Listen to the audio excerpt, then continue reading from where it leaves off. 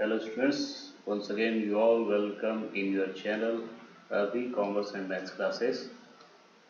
इससे पहले हम वन लाइनर लेकर आए हैं यूनिट 1 से लेकर 5 तक, और आज की क्लास में हम ला रहे हैं यूनिट 6 छत्तीसगढ़ पंचायती राज का वन लाइनर। ये पार्ट 1 है। इसके बाद हम इसके पार्ट 2 भी लेकर आएंगे। और आप सभी वीडियो को बहुत पसंद कर रहे हैं। हमारे जो पहले वन लाइनर आए थे उसे आप बहुत पसंद कर रहे हैं। आपके व्यूज़ अच्छे आ रहे हैं, कमेंट भी अच्छे आ रहे हैं और आपकी डिमांड भी आ रही है, इसीलिए हम ये वीडियो बनाते आ रहे हैं। उसके लिए बहुत बहुत धन्यवाद। तो चलिए आज की हम क्लास चालू करते हैं। उससे पहले मैं आपको बता दूं कि ये वन लाइनर का महत्व क्या है। कि ये वन लाइनर में हमने बहुत सारी चीज़ें समेटी हुई है। एक ही वन लाइनर से आपके 2 से 3 क्वेश्चन बन जाते हैं एग्ज़ाम के, और ये प्रीवियस ईयर में आए हुए क्वेश्चंस को हम ज़्यादा यहाँ पे वन लाइनर में लाने की कोशिश करते हैं। ठीक है, तो इसे ध्यान से आप सुनिए, पढ़िए। जिनकी तैयारी हो चुकी है उनके लिए तो बहुत ही बढ़िया है, रिवीजन पार्ट है ये। और जिनकी तैयारी नहीं भी हुई है वे इसे बस सुनते जाएं, समझते जाएं और उनकी तैयारी हो जाएगी। ठीक है, तो चलिए आज की क्लास चालू करते हैं। तो देखिए, पंचायती राज जो है, पंचायती राज का सपना हमारे राष्ट्रपिता महात्मा गांधी जी ने देखा था। और वे चाहते थे कि हर एक गांव में अलग से एक व्यवस्था हो शासन की, और जिसको मूर्त रूप दिया गया। तो चलिए पढ़ते हैं इसके बारे में जो लिखा हुआ है। देखिए, पहला जो हमारा वन लाइनर क्या है, पंचायती राज ग्रामीण शासन पद्धति से संबंधित है। ग्रामीण शासन पद्धति मतलब गांव के लोग यहाँ शासन करेंगे। ठीक है, पंचायती राज के अंतर्गत ये पंचायती राज व्यवस्था का श्रेय लॉर्ड रिबन को जाता है। ओके, लॉर्ड रिबन, ये नाम आप याद रखेंगे, इम्पोर्टेंट नेम है ये। लॉर्ड रिबन को इसका श्रेय जाता है। और सन 1982 में सर्वप्रथम भारत में इन्होंने क्या किया था, पंचायत राज व्यवस्था लाई थी। ये ईयर को याद रखिए। देखिए, 2 क्वेश्चन यहाँ से बन रहे हैं, लॉर्ड रिबन एंड 1982। सत्ता का विकेंद्रीकरण, ग्रामवासियों को करना पंचायती राज्य का प्रमुख उद्देश्य है। जैसा कि मैंने अभी आपको शुरू में बताया, महात्मा गांधी जी चाहते थे कि ग्रामवासियों को एक शासन प्रणाली दी जाए, वो स्वयं का शासन करें, वहाँ एक उचित व्यवस्था हो। तो उसी बात को ध्यान में रखते हुए सत्ता का विकेंद्रीकरण ग्रामवासियों पर कर दिया गया, और यही पंचायती राज्य का प्रमुख उद्देश्य है। ठीक, सत्ता का विकेंद्रीकरण, इस शब्द को आप अच्छे से याद रखिए। तो देखिए, क्योंकि पंचायती राज को लेकर आना था तो इससे संबंधित बहुत सारी समितियां बनी। इसमें सबसे पहली समिति बनी थी 1957 में बलवंत राय मेहता समिति। तो बलवंत राय मेहता समिति जो थी वो त्रिस्तरीय पंचायती राज व्यवस्था से संबंधित थी। और ये त्रिस्तर में इन्होंने पंचायती राज व्यवस्था को का उल्लेख किया था, उसे बांटा था। जिसे पहला जो स्तर था उसका वो था ग्राम स्तर पर ग्राम पंचायत, जनपद स्तर पर जनपद पंचायत, जिला स्तर पर जिला पंचायत। यहाँ से देखिए अभी तक 2 क्वेश्चन निकल गए, 2 से 3। एक तो ये ईयर से रिलेटेड प्रश्न आ सकता है, दूसरा जो बलवंत राय मेहता समिति को कितने स्तर में बांटा गया था, ये एक प्रश्न पूछ सकता है। तो ये त्रिस्तरीय पंचायती राज व्यवस्था समिति थी, और इसके नाम भी पूछ सकता है। तो ग्राम स्तर पे ग्राम पंचायत, जनपद स्तर पर जनपद पंचायत, और जिला स्तर पर जिला पंचायत। ओके, ये बहुत अच्छे से याद रखिए, तीनों आपको याद रहना चाहिए, ग्राम पंचायत, जनपद पंचायत एंड जिला पंचायत। और फिर फाइनली हुआ क्या, 1958 में इसको राष्ट्रीय विकास परिषद में अनुमोदित कर दिया गया, मगर इसको संवैधानिक दर्जा नहीं मिला था। ठीक है, इस बात का ध्यान रखेंगे। तो और ये सबसे पहले जो लागू हुआ 2 अक्टूबर 1959 में राजस्थान के नौगढ़ जिले में सबसे पहले इसे लागू किया गया था। और देखिए यहाँ पे कोई, क्योंकि संविधान में इसको कोई दर्जा नहीं मिला था, तो इसमें कोई पर्टिकुलर रूल नहीं थे, नियम नहीं थे ज़्यादा। तो हर राज्य अपने अपने स्तर पे क्या करता था, स्वतंत्र था अपना इसमें कुछ बदलाव करके इसको लागू करने के लिए। ठीक है, बट जो नींव है पंचायती राज की वो बलवंत राय मेहता समिति से ही पड़ी थी। और इसको बिल्कुल याद रखिए, बलवंत राय मेहता समिति से 2 से 3 प्रश्न बन ही जाते हैं। उसके बाद आया के संथानम समिति 1963 1963। देखिए पहली समिति थी 57 की, उसके बाद है 63 की। आप ऐसे याद रखिए, 5 के बाद 6 आता है, तो 5 6 7 3, 7 के बाद दोनों ऑड नंबर है 7 एंड 3, तो ऐसे याद रखिए, ठीक है। 1957 देन 1963 में आया संथानम समिति। इन्होंने बेसिकली फोकस किया वित्तीय प्रावधान की स्थिति की समीक्षा इन्होंने अपने समिति में किया था। तो इनको बस याद रखिए, वित्तीय प्रावधान, ये शब्द याद रखिए। वित्तीय प्रावधान संबंधित कोई शब्द दिखता है तो संथानम समिति 1963। उसके बाद इम्पोर्टेंट एक समिति आई, अशोक मेहता समिति 1977 में। तो ये है 7-7, आपको इस तरीके से याद रखना है, 7-7, 5-7, 6-3 एंड 7-7, 5-6-7। देखिए लाइन से होगा 5-6-7, देन 7-7, बीच में 3 है। तो इट्स सो इजी, इस तरीके से आप याद रखते हैं तो आपके लिए आसान हो जाएगा, 5-6-7, 7-3-7। तो अशोक मेहता जो थे उन्होंने क्या कहा, इन्होंने 132 प्रावधान दिए थे और इन्होंने जो परिकल्पना की थी पंचायत राज की, वो द्विस्तरीय की थी, ठीक है, द्विस्तरीय। त्रिस्तरीय किसने किया था, बलवंत राय मेहता ने, और इन्होंने क्या किया, द्विस्तरीय, जिसमें एक उन्होंने मंडल पंचायत की बात की और दूसरा जिला परिषद की। मंडल पंचायत एंड जिला परिषद, याद रखिएगा।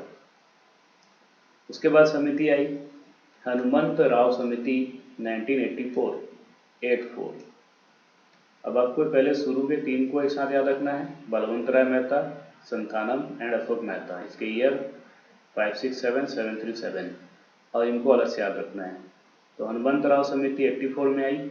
इनका जो बेसिकली इन्होंने प्रावधान दिया वो जिला स्तर पर नियोजन से संबंधित बात इन्होंने कहा। आप याद रखिएगा, ये 3 जो समिति शुरू में हमने डिस्कस किया बहुत इंपॉर्टेंट है, स्पेशली बलवंत राय मेहता समिति और अशोक मेहता समिति, ओके। तो इन्होंने क्या बात कहा है, हनुमंत राव समिति ने जिला स्तर पर नियोजन की बात की 84 में, 84, 4 टू जा 8 या 84, इस तरीके से याद रखिए। उसके बाद आई GBK राव समिति 1985। आफ्टर 84 व्हाट कम्स 85 में GBK राव समिति, इन्होंने नियमित चुनाव के कानून पे जोर दिया। नियमित चुनाव की बात आएगी मतलब GBK राव समिति।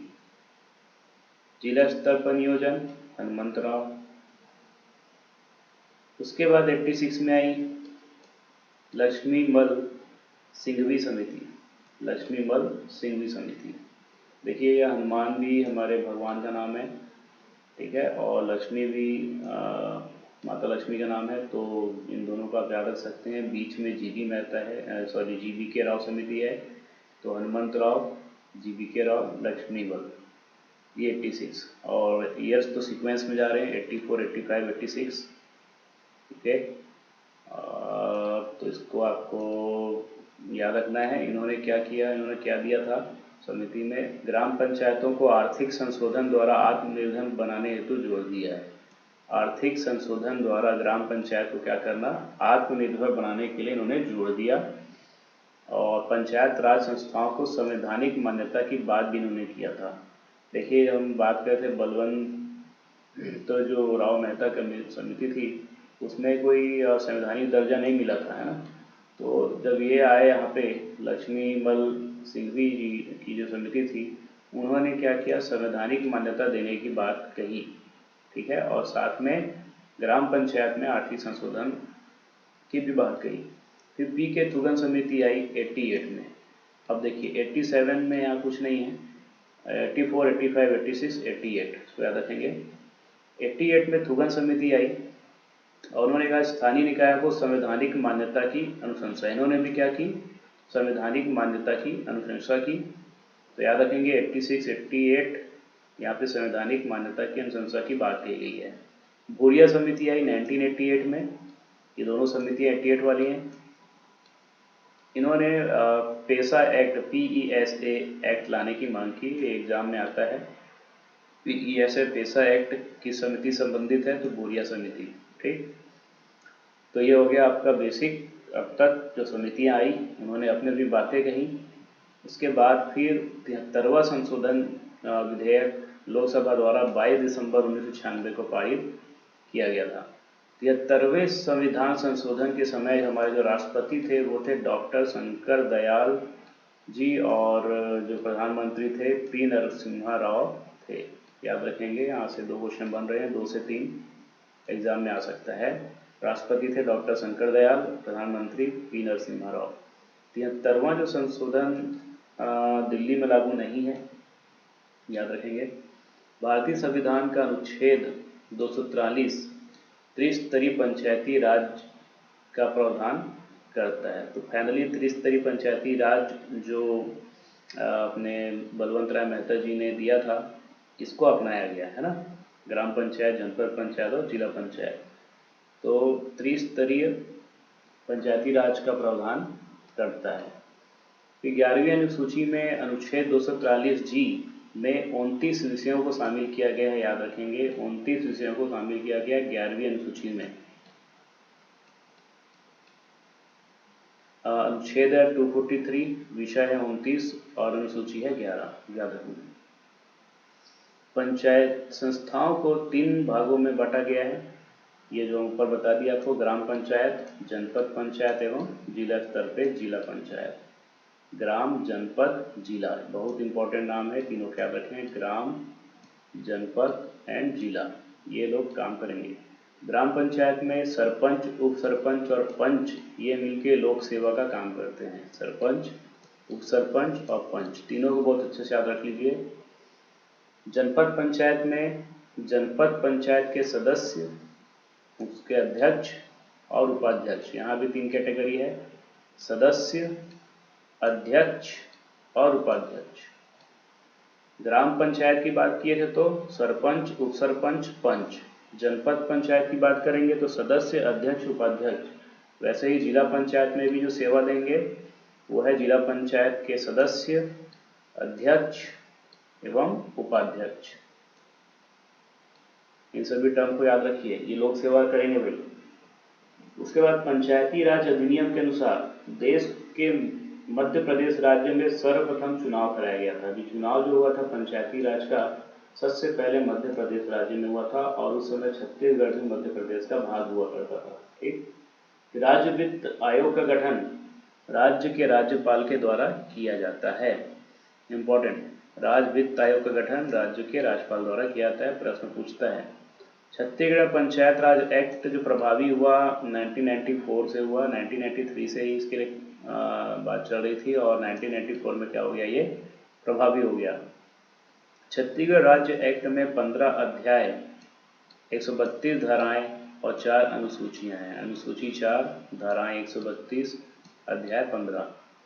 पंचायती राज अधिनियम छत्तीसगढ़ में 1 नवंबर 2000 से अलग से परिचालन में आया। इससे पहले मध्य प्रदेश का भाग हुआ करता छत्तीसगढ़, परंतु जैसे ही हमारा ये अलग पृथक राज्य बना और समय से फिर क्या हो गया, अलग से ये परिचालन में आने लगा 1 नवंबर सन 2000 से। पंचायती राज व्यवस्था के अंतर्गत महिलाओं को आरक्षण दिया जाता है। याद रखेंगे, इंपॉर्टेंट है। छत्तीसगढ़ पंचायती राज व्यवस्था की बुनियादी इकाई ग्राम सभा है। Most important question. मेन जो है देखिए 3 टाइप, ग्राम सभा जो है ना मुख्य, आप इसका नाम याद रखिए, बुनियादी इकाई है। छत्तीसगढ़ में जनपद पंचायतों या ब्लॉकों की संख्या 146 है। जनपद पंचायत टोटल कितने हैं, 146।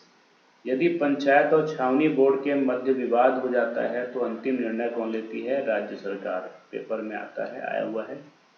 ग्राम पंचायत और ग्राम सभा, ग्राम पंचायत और ग्राम सभा के मध्य मतभेद हो जाता है तो इसका निर्णय ग्राम सभाओं के संयुक्त सम्मेलन में लिया जाता है। एक ग्राम पंचायत में एक से अधिक ग्राम हो सकते हैं। ग्राम पंचायत में बहुत से गांव शामिल हो सकते हैं। ठीक है। हर एक ग्राम में ग्राम सभा होती है। गांव में क्या होगी, ग्राम सभा मतलब गांव के लोगों की सभा, जिसकी बैठक कहाँ होती है, उसी गांव में होती है। ग्राम पंचायत की बैठक ग्राम पंचायत के मुख्यालय में होती है। ये बैठक कहाँ पे होगी, मुख्यालय में। पंचायत वनों के संरक्षण की जिम्मेदारी ग्राम पंचायत की होती है। यदि सरपंच अपने पद से त्यागपत्र दे देता है तो उसके पद पर एक स्थानापन्न सरपंच का निर्वाचन जो है पंचों के माध्यम से किया जाता है। इसके जगह पे एक स्थानापन्न सरपंच बिठाते हैं पंच मिलकर। ग्राम पंचायत के कार्यकाल की गणना ग्राम पंचायत के प्रथम सम्मेलन की तिथि से की जाती है। देखिए, ग्राम पंचायत चुनाव होता है, प्रत्यक्ष चुनाव होता है, और उसमें जो ग्राम पंचायत का कार्यकाल है, जो पहला सम्मेलन जब बैठते हैं सभी, उस तारीख से मान लिया जाता है। उस तारीख से उसका जो पंच जो भी है सरपंच, उसका जो कार्य है वो चालू हो जाता है।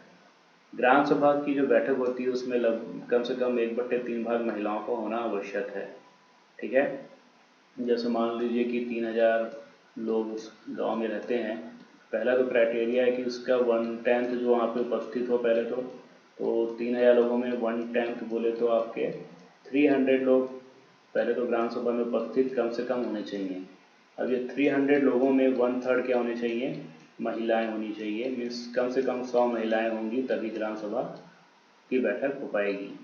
ठीक है, पहला तो क्राइटेरिया है कि वो 1/10 टोटल जो भी जनसंख्या उसकी 1/10 लोग उपस्थित हों। और मान लीजिए टोटल जनसंख्या गांव की 3000, तो 3000 का 1/10 300 लोग उपस्थित हैं। अब 300 लोगों में भी देखना पड़ेगा कि इस 300 लोगों में 1/3 क्या हो, महिलाएं हों। ठीक है, तो यही बात यहाँ पे कही गई है। फिर जनपद पंचायत के निर्वाचन सदस्यों को जनपद पंचायत के उपाध्यक्ष के निर्वाचन में मत देने का अधिकार होता है। देखिए, जनपद पंचायत के जो सदस्य होते हैं, लोग पढ़े क्या क्या होते हैं, सदस्य, अध्यक्ष, उपाध्यक्ष। तो जो सदस्य होते हैं ना जनपद के, वो उपाध्यक्ष के निर्वाचन में मत दे सकते हैं। ठीक, इतना याद रखिए। स्थानीय सांसद और विधायक जिला परिषद के सदस्य होते हैं। जो स्थानीय सांसद होते हैं और जो विधायक होते हैं वो जिला परिषद के क्या होते हैं, सदस्य होते हैं। जून 2004 में रायपुर में पंचायतों से संबंधित गोलमेज सम्मेलन किया गया था। आया हुआ क्वेश्चन है, गोलमेज सम्मेलन कब हुआ था, तो जून 2004 में। कहाँ पे हुआ था, रायपुर में। फिर पंचायत सदस्यों में पंच की न्यूनतम संख्या 10 तथा अधिकतम संख्या 20 होती है। पंच की न्यूनतम संख्या 10, अधिकतम 20। वैसे ही जनपद पंचायत में सदस्यों की संख्या न्यूनतम 10, अधिकतम 25। जिला पंचायत में सदस्यों की संख्या 10 और अधिकतम 35। देखिए, पंच, सदस्य, सदस्य याद रखिए। पंच कहाँ, ग्राम सभा में, ग्राम पंचायत में। जनपद पंचायत में सदस्य होते हैं, जिला पंचायत में भी सदस्य होते हैं। ठीक है, जिनकी संख्या ज़्यादा होती है। लेकिन बचे क्या, सरपंच ग्राम पंचायत में, उप सरपंच ग्राम पंचायत में, जनपद अध्यक्ष, जनपद उपाध्यक्ष, जिला अध्यक्ष जिला पंचायत के, और जिला पंचायत के उपाध्यक्ष। ये सब एक एक ही होते हैं। ठीक है, इनकी संख्या क्या होती है, एक एक। ये मुख्य लोग हैं, ये बड़े लोग हैं, ये एक एक हो सकते हैं। और ये सब कम से कम इतने और ज़्यादा इतने, तो याद रखेंगे आप। 24 अप्रैल को पंचायती राज दिवस मनाया जाता है। इंपॉर्टेंट क्वेश्चन, याद रखेंगे। प्रतिवर्ष 24 अप्रैल को पंचायती राज दिवस मनाया जाता है। ग्राम पंचायत पंच, जनपद पंचायत सदस्य, जिला पंचायत सदस्य, ग्राम पंचायत सरपंच आदि का प्रत्यक्ष चुनाव होता है। बहुत इंपॉर्टेंट क्वेश्चन है। प्रत्यक्ष चुनाव किसका किसका होता है, तो देखिए, पंच, ग्राम पंचायत के पंच, जनपद पंचायत के सदस्य, जिला पंचायत के सदस्य, ग्राम पंचायत के सरपंच। तो ये पंच का सदस्य, चाहे वो जनपद पंचायत के सदस्य हो, चाहे वो जिला पंचायत के सदस्य हो, और एक ग्राम पंचायत के सरपंच, इन लोगों का प्रत्यक्ष चुनाव होता है। प्रत्यक्ष चुनाव का मतलब क्या होता है कि वोट दिया जाता है, लोग लाइन में लगेंगे और वोट देंगे और इनका चुनाव करेंगे। ठीक, सरपंच चुनाव जो होता है उसमें जो मतपत्र होता है उसका कलर जो होता है ब्लू होता है, नीला। ठीक है, उसका कलर क्या होता है, नीला होता है, सरपंच चुनाव। और पंच चुनाव में जो जमानत राशि है, पंच चुनाव में जमानत राशि जो सामान्य वर्ग के लोग हैं कम से कम 50 रुपये, कम से कम नहीं, जो सामान्य वर्ग हेतु जो पंच का चुनाव, जो सामान्य वर्ग का कैंडिडेट लड़ रहा है तो उसको जमानत राशि 50 रुपये जमा करनी होगी। और आरक्षित वर्ग हेतु ये क्या है, 25 रुपये है। सरपंच चुनाव के लिए जो वही जमानत राशि जो सामान्य वर्ग के लिए 1000 रुपये है और आरक्षित वर्ग के लिए 500 रुपये है। पंच चुनाव में जो मतपत्र का रंग क्या होता है, सफ़ेद होता है। सरपंच में नीला, पंच में सफ़ेद। जनपद सदस्य चुनाव में जो मतपत्र का कलर क्या होता है, येलो कलर का होता है, पीला होता है, ठीक। और उसी तरीके से जनपद पंचायत सदस्य चुनाव हेतु जमानत राशि, जनपद पंचायत के सदस्य चुनाव के लिए जमानत राशि 2000 रुपये सामान्य वर्ग के लिए और आरक्षित वर्ग के लिए 1000 रुपये।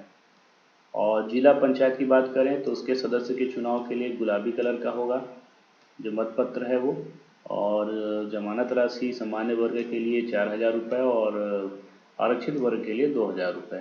तो देखिए इसको याद रखिए कैसे, 50 25 1500, 1000 के बाद 2000, 50 1000 2000, कम से कम को पहले याद रखिए, 50 1000 2000, सॉरी हाँ 50 फिर 1000 देन 2000 देन 4000 जनरल के लिए, पंच के लिए 50, सरपंच, पंच से थोड़ा बड़ा सरपंच, सरपंच से थोड़ा बड़ा जनपद पंचायत का सदस्य, और जनपद पंचायत सदस्य से भी बड़ा होता है जिला पंचायत का सदस्य, तो उनका प्राइस भी बढ़ जाएगा, है ना। 50 1000 2000 4000, ये बात हो गई सामान्य वर्ग की। अब इसका आधा आधा करते जाइए, 50% तो वो आरक्षित वर्ग हेतु हो जाएगा, है ना। 25 500 1000, है ना, और 2000। तो इस तरीके से आप इसको कर सकते हैं। आप इसको याद रखिए, 50 के बाद सीधे 1000, फिर 2000 4000, 1000 2000 4000, और इनका हॉप हॉप कर लेंगे तो उनके लिए हो जाएगा। देखिए चुनाव याद रखिए किसका होता है, केवल प्रत्यक्ष चुनाव पंच का होता है, सरपंच का होता है, ठीक। पंच का और सरपंच ये ग्राम पंचायत में, और जनपद पंचायत में इसके सदस्य का, जिला पंचायत में भी सदस्य का, बस इसका याद रखिए आप। तो जो छोटे पद वाले हैं पंच और सदस्य, इनका चुनाव होता है, और बड़े पद में केवल एक सरपंच का होता है, ठीक। फिर पंचायत चुनाव में नियुक्त निर्वाचन अभिकर्ता शिविर में पर्ची बांटते हैं। पंचायत चुनाव में जिसको निर्वाचन अभिकर्ता बनाया जाता है वो पर्ची बांटने का काम करते हैं। नाम निर्देश पत्र अवैध करने पर अपील, पंच एवं सरपंच दोनों के द्वारा, चाहे पंच हो चाहे सरपंच हो, इनका अगर नाम निर्देश पत्र अवैध कर दिया गया है तो इसका अपील ये कहाँ करते हैं, अनुविभागीय अधिकारी राजस्व को करते हैं।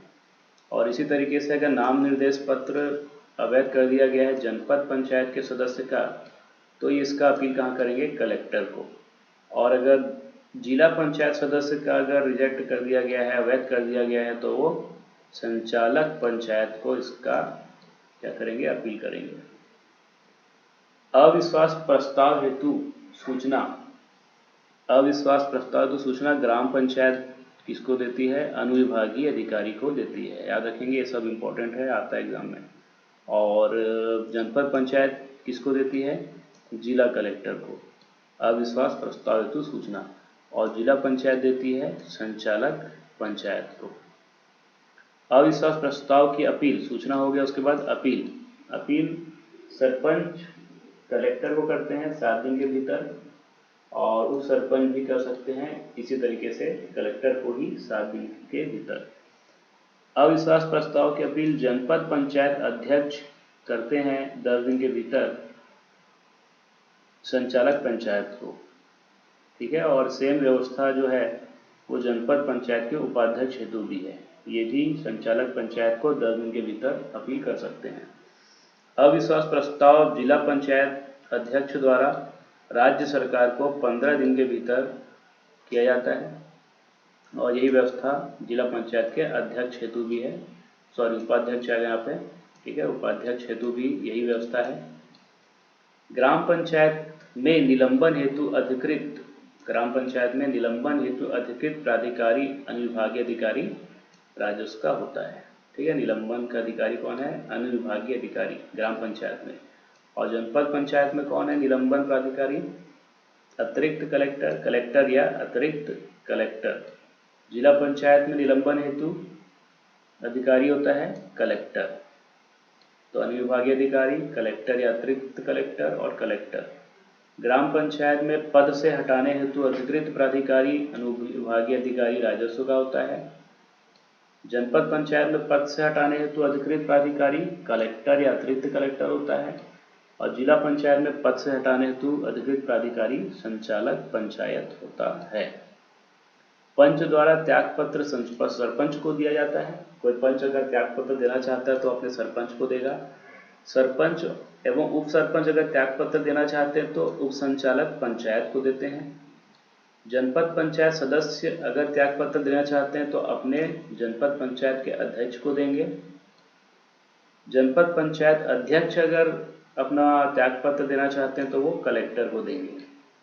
जिला पंचायत सदस्य अगर त्याग पत्र देना चाहते हैं तो वो अपने जिला पंचायत के अध्यक्ष को देंगे, और वहीं जिला पंचायत अध्यक्ष द्वारा अपना त्याग पत्र दिया जाता है तो वो कलेक्टर को देंगे।